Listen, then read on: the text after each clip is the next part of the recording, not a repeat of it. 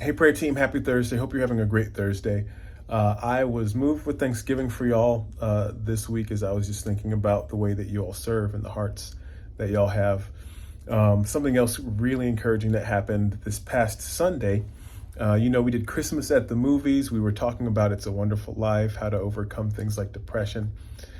And I sat in a spot I don't usually sit this Sunday. We had some friends in town because of the baptisms or some friends that came to our church because of some baptisms. So I was sitting kind of in the lower section of the upper deck.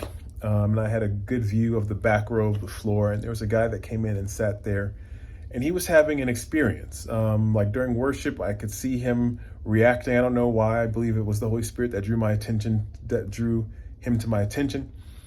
So I was just kind of watching him. I saw like his cheeks were shiny with tears throughout worship and the sermon. Something was happening. God was doing something.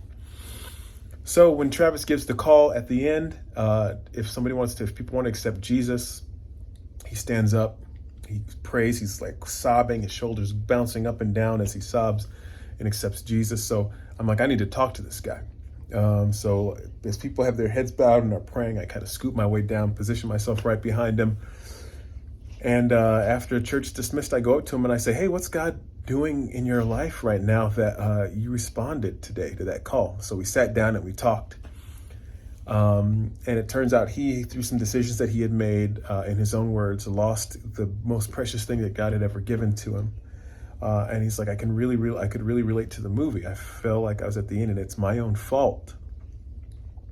And so we were talking about those things and he was very repentant of these things and really wanted this relationship to be restored. And I said, the prayer you prayed today is about a more important relationship than that. That's the most important relationship that's needs to be restored. You've repented of this specific thing. How about just of your separatedness from God?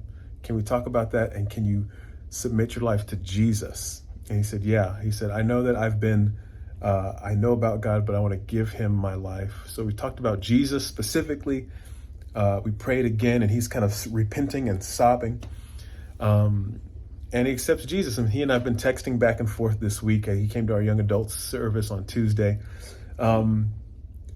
And the way that he got there was he's got a chair at a barber shop right up I-10, and a guy who was his client said to him, "Hey," he shared with him some of the stuff he was going through, and this kid, I don't know if it's kid, young adult, whatever, said to him, "You should go to my parents' church over there. It's Oak Hills, right across the street from the Rim." So God was working in this man's life. He had been talking to his mom, who'd been praying for him. Like the Holy Spirit was doing stuff. So by the time he got to church, he was already at like the 5-yard line. Sorry for the sports metaphor. If you need some translation, go find a football fan. So he's at the 5-yard line. And then he hears the sermon and he's at the 2. He prays this prayer, and I think it was a heartfelt prayer. I'm not sure if he understood 100% who Jesus was, and that it was submission to Jesus and Jesus' sacrifice that paid for his sins. And we had that conversation, and he's in the family of God, right? So God's working on people before they get here, but that was super encouraging. And to see the way that him feeling like he lost everything tied so much into the movie where George lost everything it was just kind of cool and encouraging for me. So with that said, this upcoming Sunday, we will be talking through The Grinch Who Stole Christmas. If you remember The Grinch, it's about peace. Remember, The Grinch Who Stole Christmas is a grouchy, grumpy guy. He feels no peace, so he doesn't want anybody else to feel peace. I love that the peace that Jesus gives, he's really clear. He's like, it's not like the world gives peace. I give you my peace. I think that means the world will organize circumstances so that you can feel peaceful. But Jesus himself is the Prince of Peace. My peace I give you. He's giving us himself. The best thing that we've got and the best gift that we have are not the things that Jesus gives. It's Jesus himself. Because Jesus is those things that he gives. We know that God's name, if we translate it, it's I am.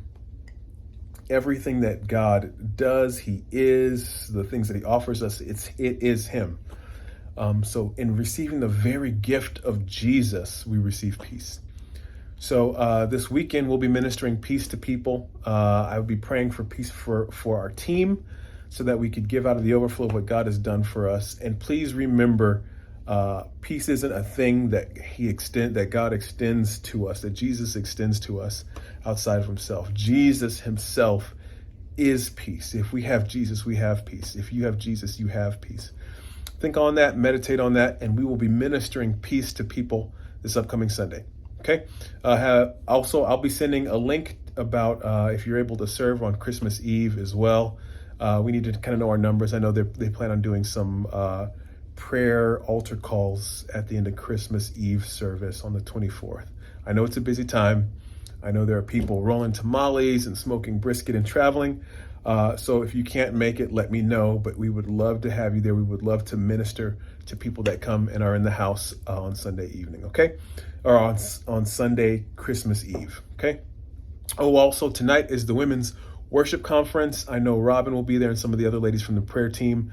I think it's going to be a powerful time. Something about worship helps people be more receptive to what God is doing in their lives. So if you're able to be at that tonight at 6:30. I think that's it. I'm already at 6 minutes. I'm over my normal time. Blessings to you. Love y'all and can't wait to see you Sunday. Peace.